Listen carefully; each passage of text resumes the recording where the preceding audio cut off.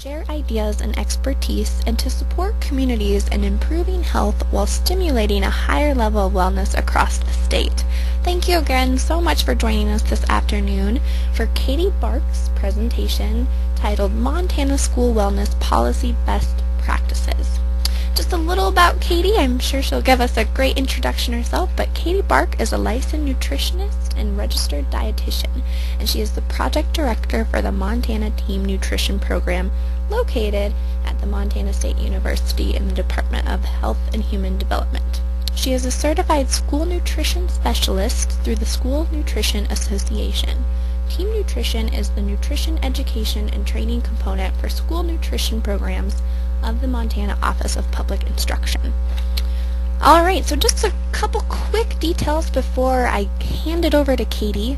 If you do have a question, please submit it to me via the chat box that is in your left-hand corner, or right hand, wherever you put the GoToWebinar box.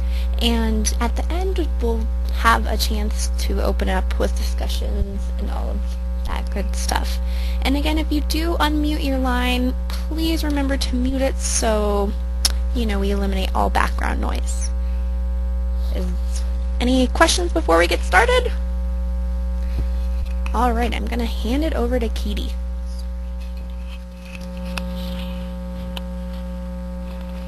Good afternoon, everyone, and thank you so much for joining me this afternoon. I'm hoping to have some discussion. I see a lot of our partners are on the webinars, which I'm so glad. So if there are comments or suggestions that you'd like to add, I really welcome that. So first of all, I would just like to hold on, I have to remember how to start. Okay. First, I want to thank Rural Health Initiative for allowing us to partner with them on providing this webinar. I really value the opportunity to reach out to Montana communities throughout our state. And I did want to also provide the link that this webinar will be recorded in case you want to utilize it in like a school wellness committee meeting, or share this link with others that couldn't join us. I know this is a very busy time of the year, and so there is the link on the screen. I also will, for people that are able to join us live throughout this hour, you can get 1 hour of OPI renewal units. And if you'd like the renewal unit, you need to email me at kbark@mt.gov, and then we will get you a certificate. As Sarah mentioned, my position is the project director with Montana Team Nutrition, which is sponsored and funded actually by the Montana Office of Public Instruction through USDA Team Nutrition dollars. And our mission is really to assist school and community members, school staff, community members, with helping create healthy school environments to support students in making healthy eating habits, but also promoting physical activity. So our objectives today are going to give you a brief school wellness policy update, discuss some of the challenges, lessons learned that we have learned through our work with school wellness policies since they started being implemented in 2006, and then really focus on best practices that we've learned through your help through Montana School Wellness Champions, and then provide some information on funding sources, helpful tools, and resources. This is where, again, I'm hoping we have some time, and if people would like to share some of the other resources they know about with supporting school wellness, I really encourage you to do that. We'll make sure we have time for that today. And I will also be posting this PowerPoint, and I have to post it in PDF because of the pictures, but if you ever want the PowerPoint in PowerPoint, you can have it. Anything we can do to make your job easier on promoting school wellness, we'd be happy to do. We will be posting the presentation, and then you should have received an email with 4 handouts. in the last hour and a half. Sarah sent it out. So if you can access your email and get the handouts, they will be very helpful as I go through the webinar. Okay, so I guess while you're here, and I think a lot of you may be already wellness champions, so you can probably give a lot of other facts on why school wellness is so important. But basically the whole goal of the school wellness policy is to really support students in helping them have academic success, but also learn healthy eating habits. And one of the good studies when you're trying to promote wellness to your stakeholders that you can utilize is from the Gen Youth Foundation, and this is a infographic which you may not be able to read so well on the slide, but you can get it from the website that's there on the screen, genyouthfoundation.org. But it points out that students that eat breakfast really do have improved better attention and memory. And then also after 20 minutes of physical activities, students' brain activity improves. So those are two facts that show that why we want to pay attention to health and wellness, because we do know that healthy students are better students.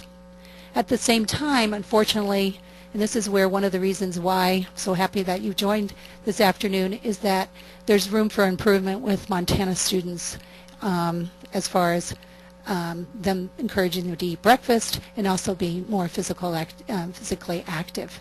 Nationally, only 38% of students eat breakfast each day, and the data we know from Montana Youth Risk Behavior Survey is very similar. 40% of students come to school eating breakfast every day, so it means the majority are not. And also with physical activity, Montana teens report that only 20% of the students really do get 60 minutes of physical activity each day. So there is room for improvement, and that's why we want to really try to help educate school staff, community members on the impact of school wellness. I love this quote from Jocelyn Elders, who, as you know, was a former U.S. Surgeon General. You can't educate kids if they aren't healthy, and you can't keep them healthy if they aren't educated. So it goes hand in hand that I think one supports the other, and it just makes sense to help create healthier school environments. Like I already talked about with some of the data with breakfast and physical activity, we also know from other data from the Montana Food Bank Network, 1 in 5 Montana children may come to school hungry due to food insecurity at home. And one community, Missoula County, has partnered with Missoula County Health Department, has partnered with the university and local school district there to collect data on body mass index, which, as you know, is a measurement of weight to height in children. And they've looked at the BMI of third graders. And over time, they found that, I see that this cut out, but 25%, I apologize, this slide needs to be state that their data indicates that a quarter of third grade children are considered overweight or obese. So these are just some facts that really do, again, impress the importance of school wellness. Let's see here. Okay, some of the challenges, I guess you might know of some. If anybody wants to put any in the chat box, I'd be happy to state what some of the challenges and lessons learned you've learned. But what we've found is that school staff, parents do support health. They do support creating healthy school environments. Some of the national surveys have shown that through Action for Healthy Kids. And I know in working with school staff throughout the state, so many people want to improve healthy school environments, but sometimes other school priorities come in conflict with healthy school environment. A couple of things that we find that student reward systems often give conflicting messages to students because a lot of times candy and low nutritional foods are used. Fundraising projects can also come in conflict with school wellness and in creating healthy school environments. Just the amount of time to eat in school schedules sometimes can be in conflict. So those are some of the challenges. What we find is sometimes it's really hard to break school traditions. And that, again, sometimes might be a certain fundraiser or a student reward system. But I think, again, with some of the national data that we've seen and the impact on health to learning, it's really important to try to spend some time in changing some of the traditions. We also found that school wellness needs to be on somebody's job description in the school or a community member for the school wellness initiatives to be sustainable. And that's where we've tried to provide some financial assistance in providing funds to schools, and we have a mini grant application available right now that I'll talk about a little bit to try to help support funds for somebody's time, because that's a reality. It needs to be on somebody's job description to keep it alive. Many of the school nurses have stepped up to be the school coordinators, wellness coordinators, sometimes a school administrator, or oftentimes it's a community health professional that is the wellness coordinator. MSU Extension, County Extension faculty can also be involved in school wellness, but they can't coordinate usually the school wellness committee. But that's another partner that also has stepped up to assist schools. And again, we know funding is needed to support school wellness initiatives and activities, and I guess schools have been very creative in helping maximize some of the funding that they have, either through support from parent groups or with some of the grants that are provided through possibly like Fuel Up to Play 60s grants, or there are other entities that schools have found with supporting farm to school. So, but those are some of the realities in looking at some of the challenges. I think the other one that I forgot to mention, but I think you may know of it, is the lack of communication about school wellness throughout the school environment. So that's one thing we'll talk about as a best practice, because it's an important, really important factor for success, that people need to be educated on school wellness, what it is and what their role is in helping create healthy school environments for it to be sustainable. Okay.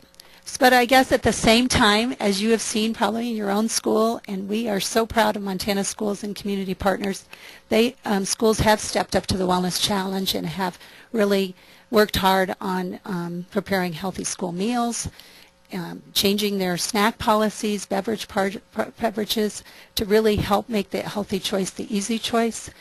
Spending time on local food procurement. I knew Food Corps members and are really helping schools around the state in looking at how to procure local food, also do nutrition education around garden-based curriculum. Physical activity breaks, we're seeing that with the help of Big Sky Fit Kids, there's incentives to do a Big Sky Fit Kids program or an activity club. Looking at recess, and again, I know some of our schools are really starting to look at how to offer a student reward system that is not around unhealthy foods, or creating healthier school comfortable cafeterias through smarter lunchroom concepts. So I want to just shout out to all Montana schools and many of you for all your hard work around this initiative, because I think there is a lot of interest in around it, and just want to applaud schools for working so hard, and for those wellness champions out across the state that are helping kids learn better, but also learn healthy eating habits for a lifetime. I do want to also mention that we're very proud that over 13% of Montana schools have received national or state awards around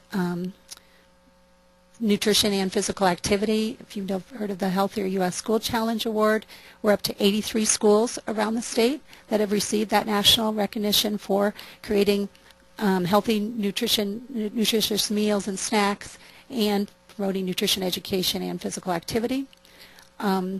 23 schools have taken the Montana Menu Challenge, which is basically just looking at how to really serve healthy meals.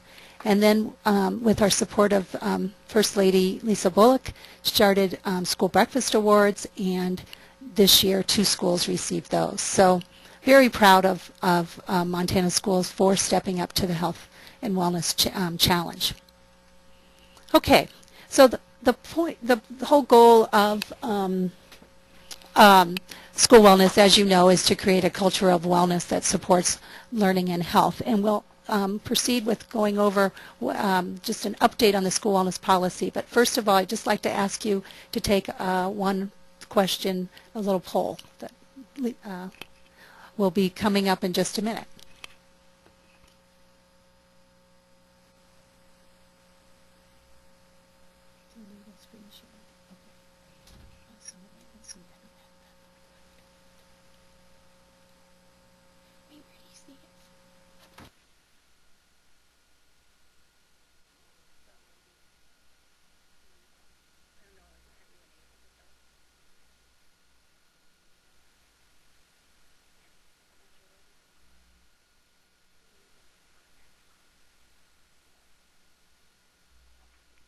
Okay, thank you so much for taking that poll. It looks like the majority of people are either a parent, community member, or partner, but we have a nice variety of educators, school nutrition employees, and also health professionals, and about 9% of board members are school administrators, so a nice mix. So thank you so much for doing that.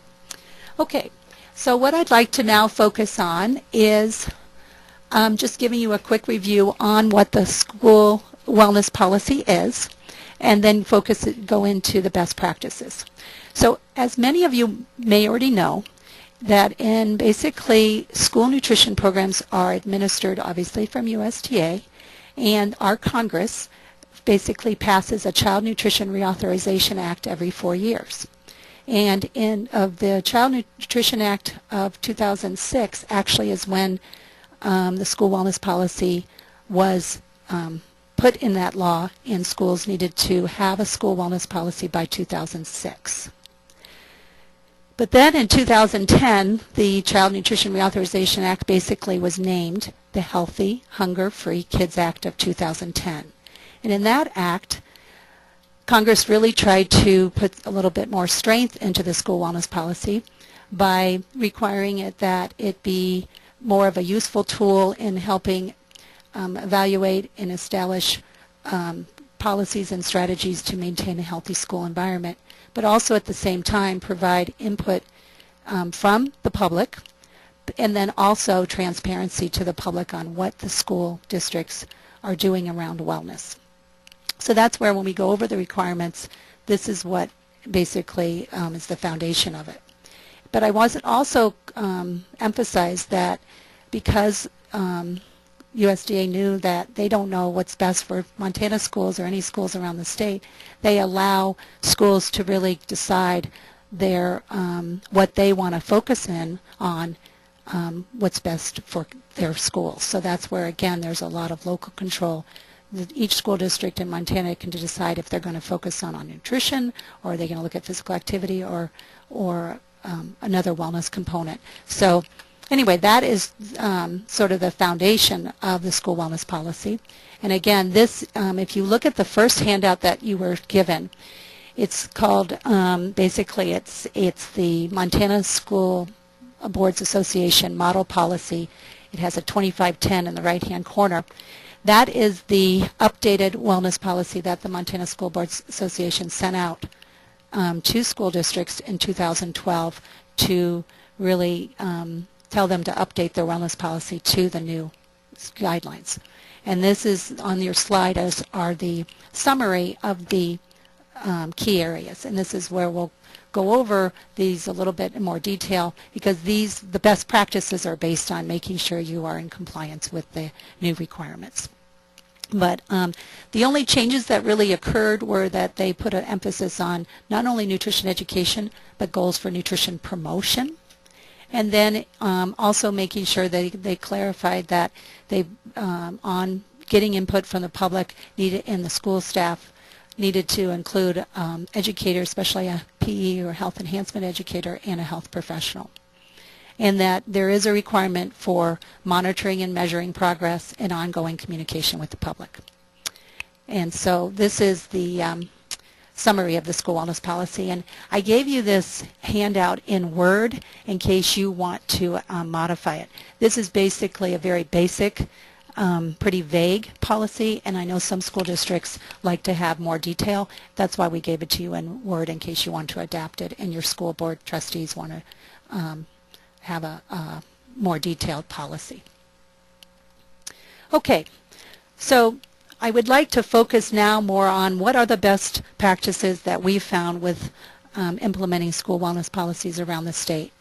And this, if you want to follow along the handout that should have been the second handout you got, I think it's called Montana School Wellness Policy Best Practices. It's a one page, and it just really summarizes what we're going to go over. And so the 5 best practices that we'll go over are these. Obtain buy-in from stakeholders, the first one. Second one is maintain a committee, designate a chairperson and a regular meeting schedule. Set realistic goals based on your school district needs. Communicate with stakeholders. And the 5th one is measuring and reporting progress. So I'd like to go over each of these in more detail right now. Okay, so this is probably the first one might be the most challenging one. Getting buy-in from stakeholders is so key. And this is where I think the first thing that you can do, and this is where it's you can find plenty of information to do it, especially from your own community, is how to make sure that when you're talking about school wellness, you're linking it back to student success. As far as academic success, better behavior, there's enough studies out there, especially with breakfast studies, like I said, physical activity impacts that show that we need to pay attention to health to help kids learn.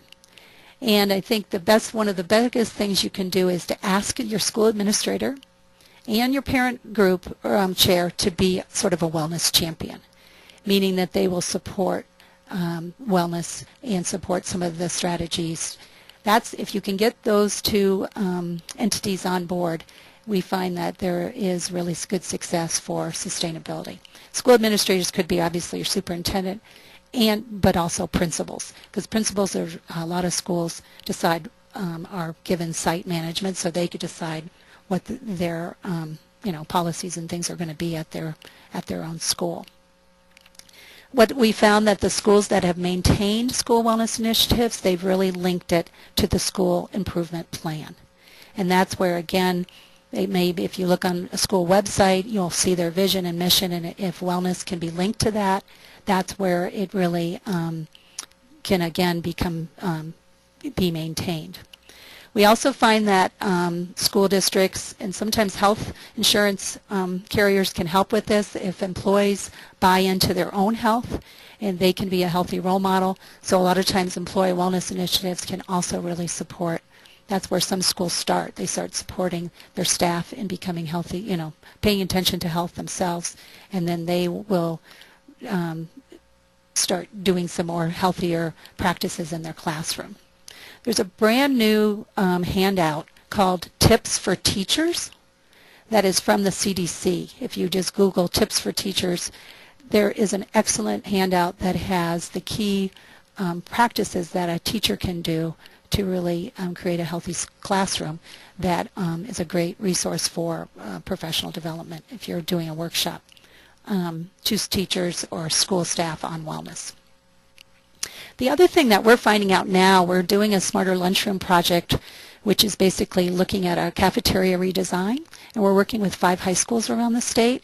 What we're finding is that we've created a snack, what's called a Student Nutrition Advisory Committee, with the food service and the teachers, and we're finding that having the food service are just loving having the interaction with the students, and they're giving really good ideas. So sometimes if it can be student-led, that's where a really good way to get buy-in across the district.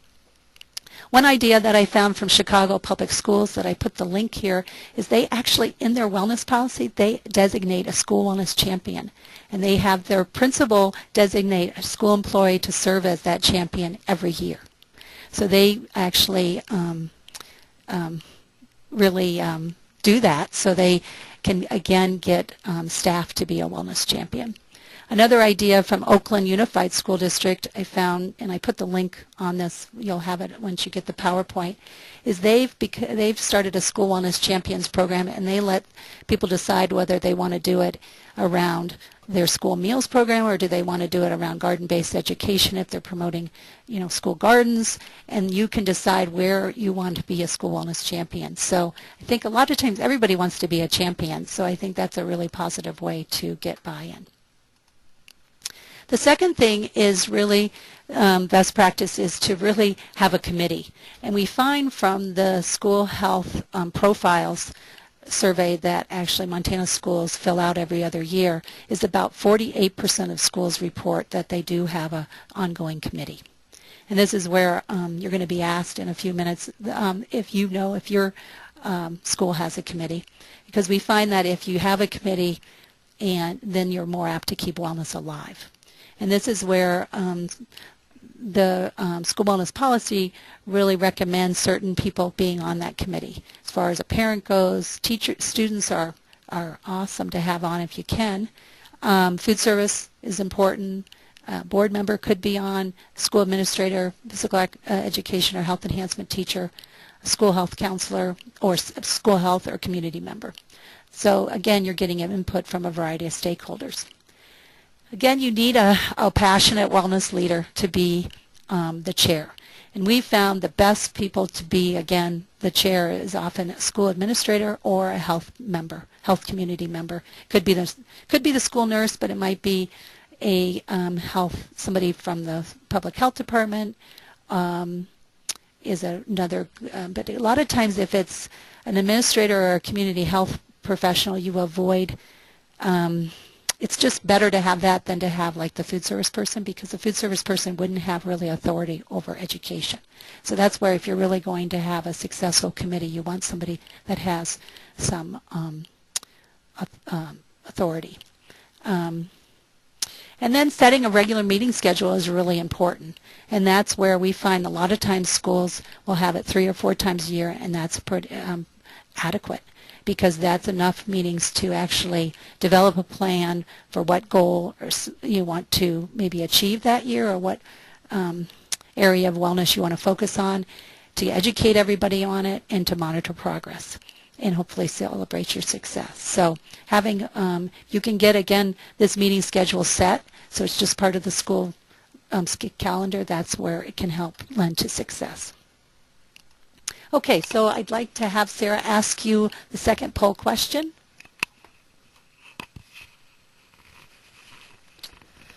All right, guys. So our second question is, does your district have an active school wellness or health committee? And we're going to launch that now.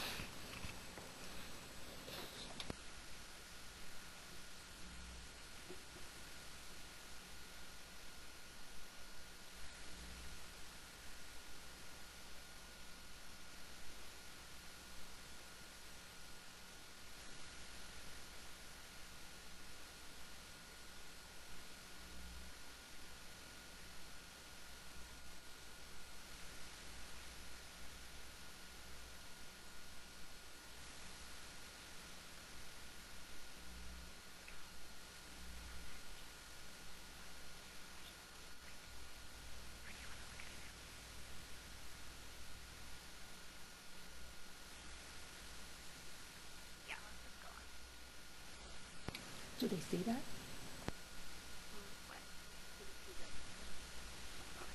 Okay. Okay, so thank you for answering that question. I find that 52% say yes, 19% say no, and 29% don't know.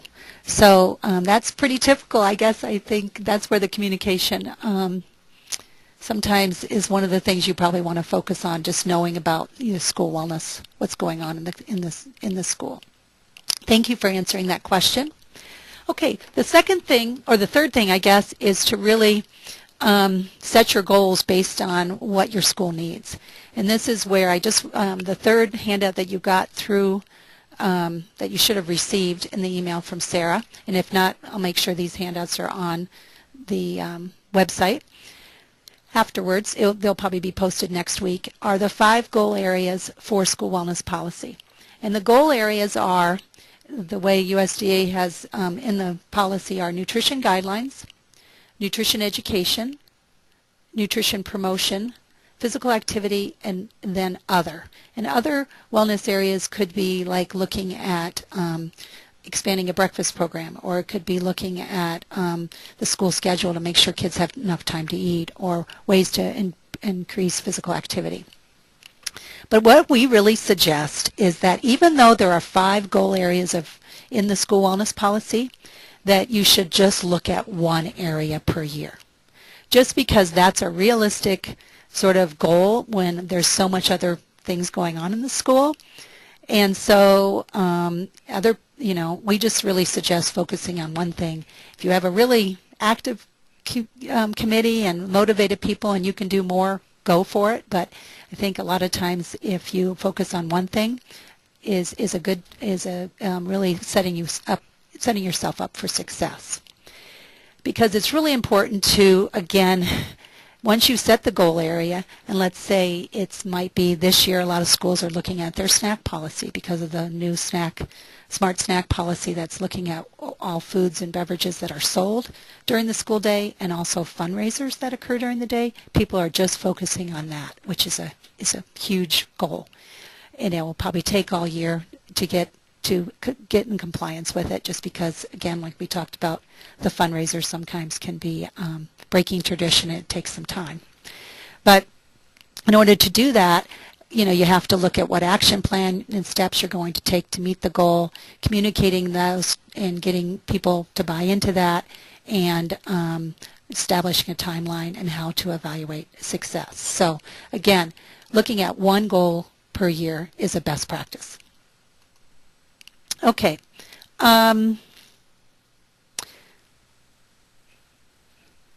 These are I wanted to just go over quickly the 5 goal areas, just to again give you ideas on what maybe area you're going to focus in on, and possibly what one yearly goal you might take from that area.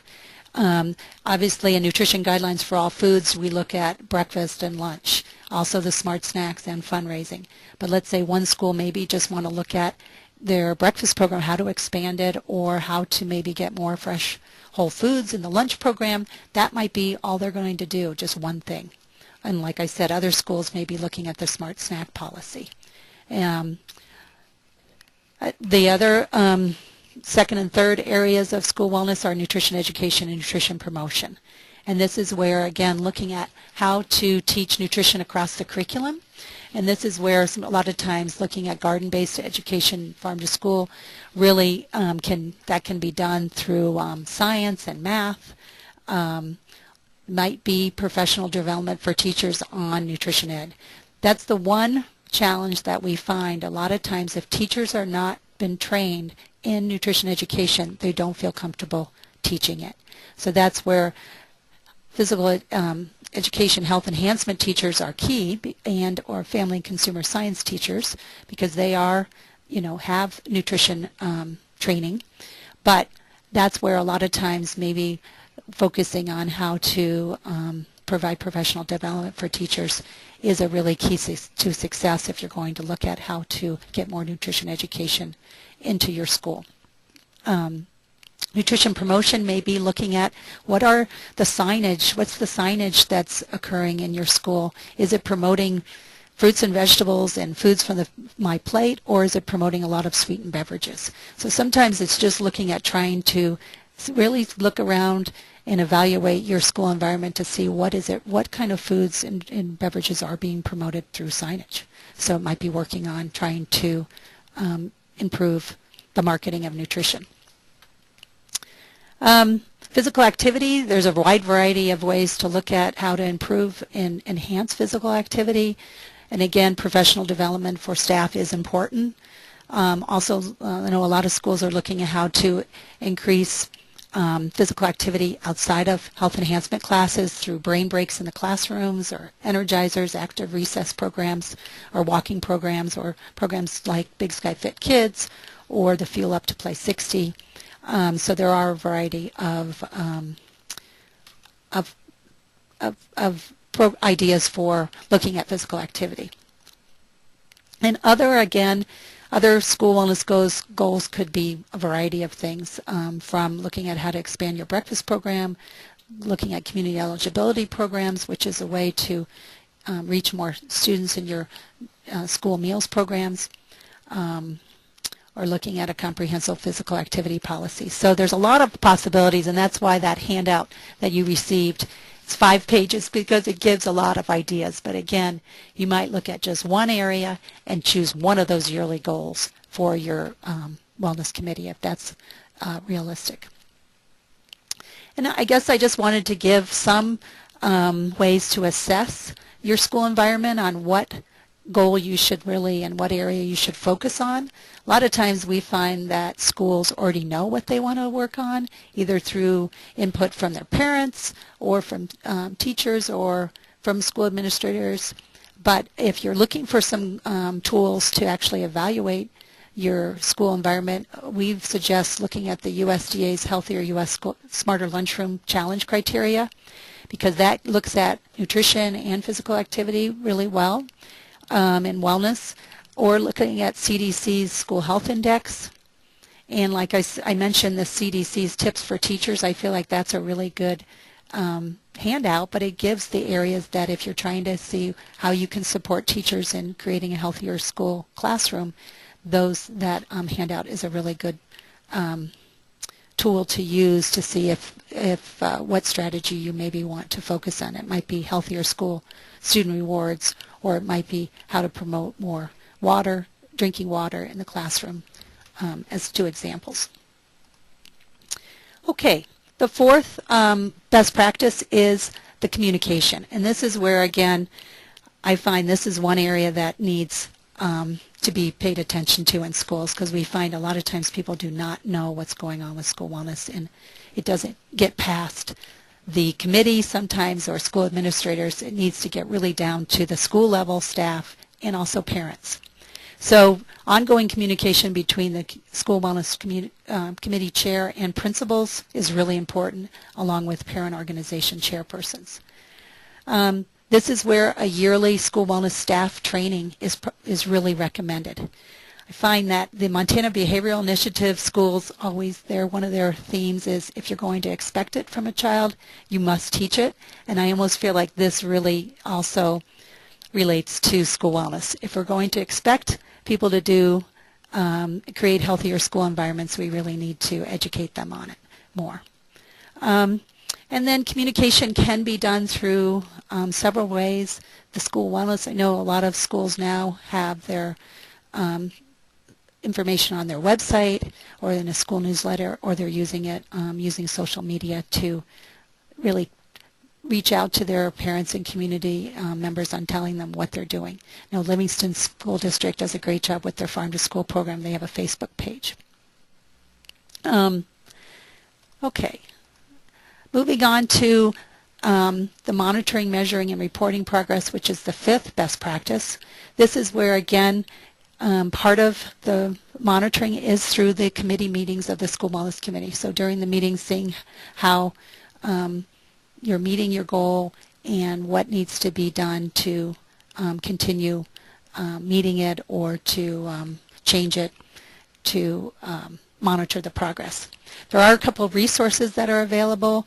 There's a new resource called the Resource to Support and Sustain School Wellness Initiatives by the National Food Service Management Institute. The link gave you. That is a really good, simple tool to sort of use on how to do an evaluation on a goal. It gives you 8 steps to do it, but it does really help detail how to do evaluation if you're looking for that. We also did, Montana Team Nutrition has developed, and this survey link is on your handout. It's a key survey form that we just developed to help schools sort of develop an implementation plan for their wellness policy and a report at the same time. So you can go to this survey, and I'll show you what it looks like. Just a minute here. This is what the school wellness policy report form looks like. You actually fill it out, and then you can save it as you go. You don't have to work on it all at once. And then once you submit it, we can send it back to you in an Excel file and PDF file that you could use to post on your website. But this is just we tried to make this form so we could help schools be in compliance, but also have a ready-to-use tool on implementing their school wellness policy plan. I'd love to have, if you are out there looking for a tool, I'd love to have schools utilize it and let us know how it works, because it's brand new and we want to create some, see how it works and change it as needed. The other handout that I gave you that Bozeman School Wellness Committee has shared with us, and it's the last handout you should have received. And I gave it to you in Word.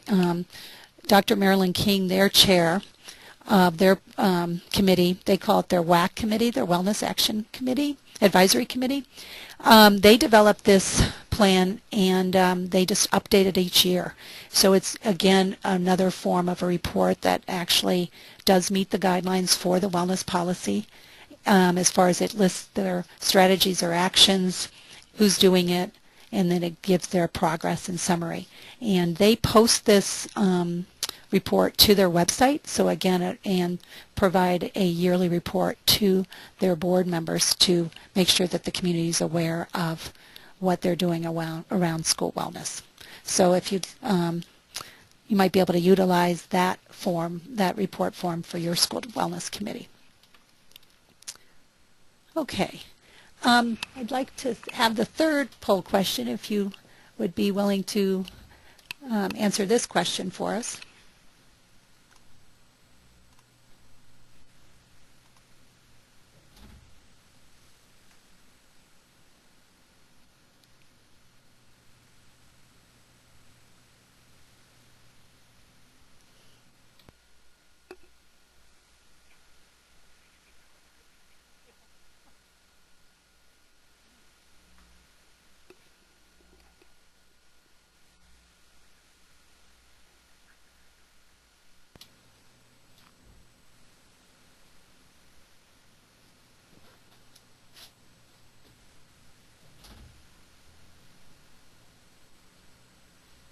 Okay, it looks like most people have responded, and this sort of hones into my suggestion on focusing on communication, is that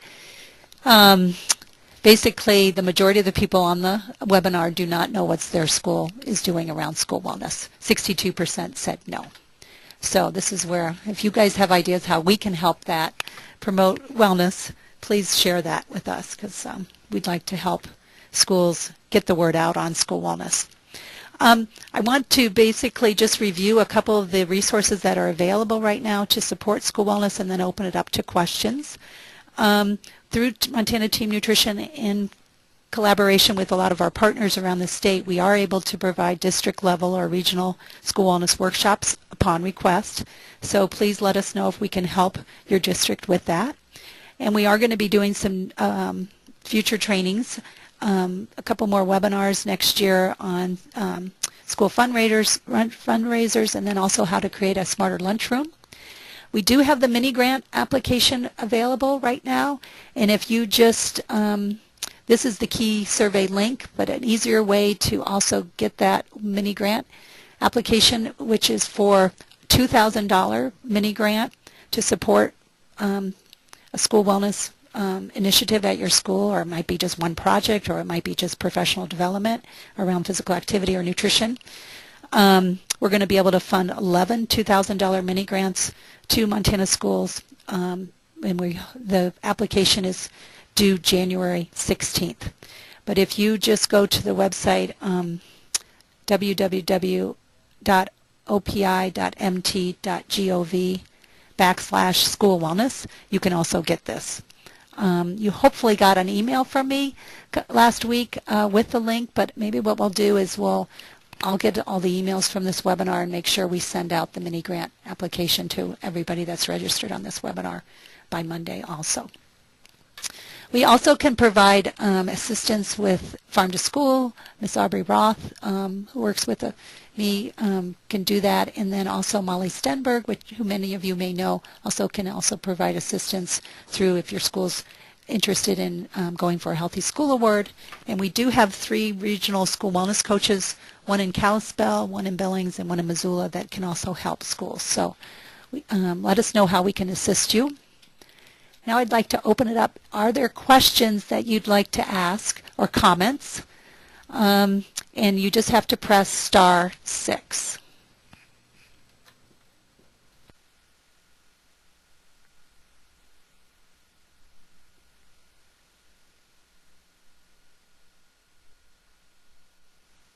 I have a question.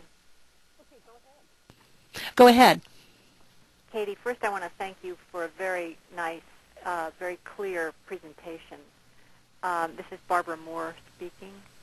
I'm just curious about the pressure that the piece of legislation that you mentioned earlier is under. That piece of legislation you mentioned, the Healthy, Hunger-Free Kids Act, is currently being criticized. Some schools are complaining that student enrollment in the school lunch program has dropped. Others are saying there's increased plate waste. I think you know that I've been involved in plate waste studies in the Shields Valley School District, and we don't see it. And yet school food service directors are trying hard to adhere to higher nutrition standards with the school lunch program. I'm just curious if you know what's going on throughout the state of Montana with respect to this issue. Are you seeing complaints, and are schools struggling to adhere to these higher nutrition standards or not? Thank you, Barbara. Well, I think we've seen, the biggest thing when the school meal standards have been implemented since 2012. The lunch program standards were implemented in the fall of 2012, and then breakfast was implemented last year in 2013, I think. Now I'm getting confused. Chris is on, so she might clarify. But anyway, we saw, with change, it is always hard. So I think some schools struggled in the beginning, especially when there were some limits on the grains and the protein servings in the beginning. But as soon as those went away, a lot of times we found that schools, because the school food service program staff had been working on these changes for years, it wasn't that hard. Like, they had changed to the low-fat milk. A lot of schools were serving the majority of their grains being whole grain. So, but I do think there is, when you look at how many servings of fruits and vegetables that students, like in Montana, the Youth Risk Behavior Survey says that less than 20% of kids eat 5 servings of fruits and vegetables a day. So we know that typically we're not seeing, kids are eating fruits and vegetables as much as they should, so there is going to be waste when they're seeing more on their plate, because now with the new standards they're seeing about half their plate fruits and vegetables. So I think there is waste, but I think that's part of the change, and that's where it's going to take some time, and then schools are really looking at strategies of how to reduce waste. Like when they're looking at recess before lunch, that can help decrease waste. Now with looking at smarter lunchroom concepts, trying to really entice kids to, take fruits and vegetables and then also not waste them. That's where we still have work to do. So I do think, there has been some schools that made changes too fast, some had issues, but overall, I don't think schools have really stepped up the plate and are trying to serve healthier foods. So I think it's just, part of the change. So I don't know if Chris Emerson or anybody, Chris, would you like to comment on that?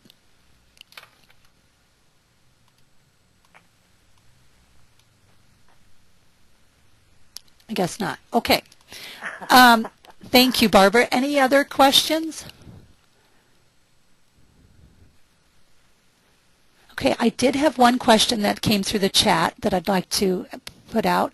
One is, how have other schools handled the disconnect between the school and food service in regards to fuel up to place 60? Okay, I'm not sure.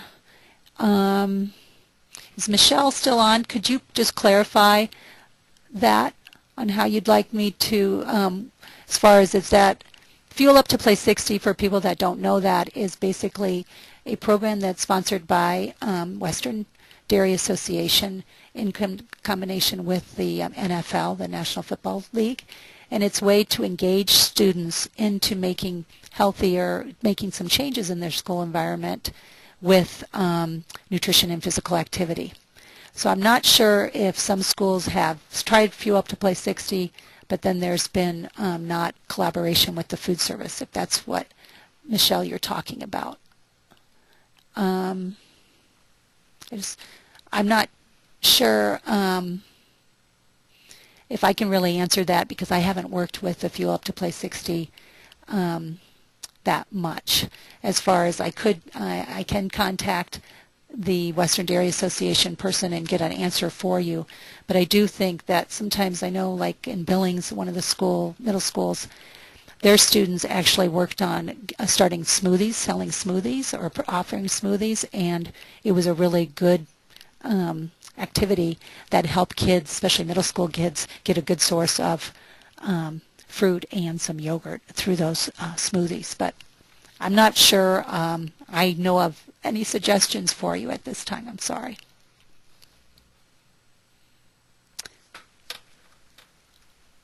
Okay, there's a question here that says, when there is a wellness policy committee at a school, but it doesn't seem to have any life in it, not being actively implemented, then how can the conversation be initiated to revive this policy and committee? Okay, that's a really good question. What we find is that a lot of times if it needs to be revived, having either a school, if there's support either from the community, parents, or a lot of times it's better from parents or community to come than a staff member, because it gets too hard for that staff member to lead something. But if like parents or community can go to either the superintendent or the school board and say, you know, because of this data, we know that the link between nutrition and learning is so important. How can our school district maybe provide, you know, more, maybe in breakfast, maybe like breakfast isn't being really, the breakfast program isn't being utilized as it should. How can we really expand breakfast programs through a project? And that's where a lot of times if you can focus on one project like breakfast, or maybe it's trying to implement a farm to school program and looking for a grant, and sometimes if there's some funds there, that's what can help actually get the committee going and get people excited and focus on a topic. So I think sometimes if there can be parent or community support and they take the initiative to go to the school, that's when it can really be revived. Because then also if you bring up that there is this, we know that there's this mandated school wellness policy, and how can we really help support and carry it out, because it is a policy, a board passed policy. That's where it can sometimes get revived.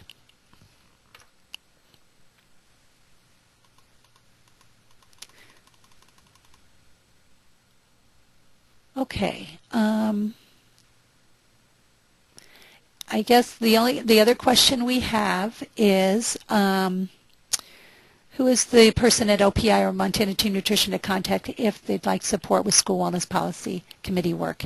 It can be myself, Katie Bark, or Molly Stenberg, or if you're in one of the communities which we have a school wellness committee, like Missoula, we've just hired one in Kalispell, and we have one in Billings.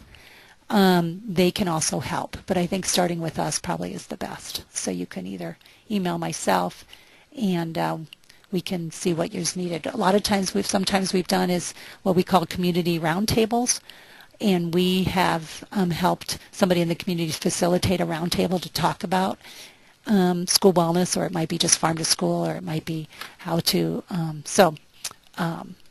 We can help as needed.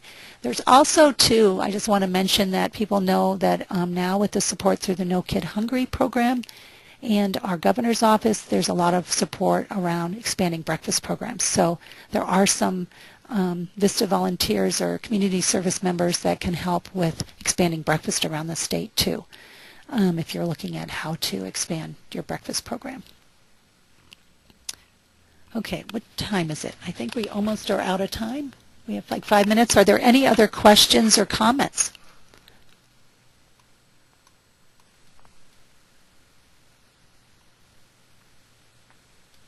Okay, well, I sure appreciate everybody's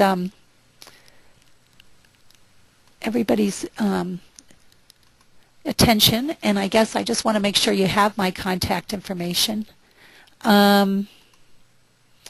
Let's see. These are just some websites that I think I've gone through, most of them.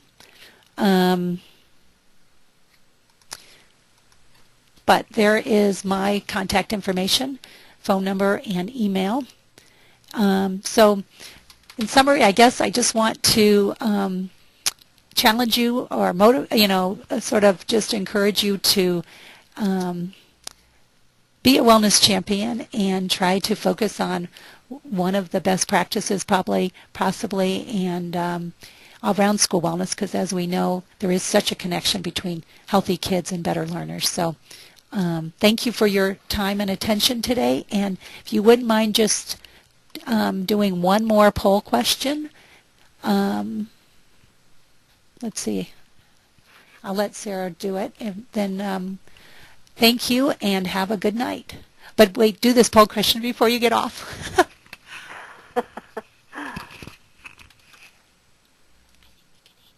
We can hang up. Okay, thank you very much.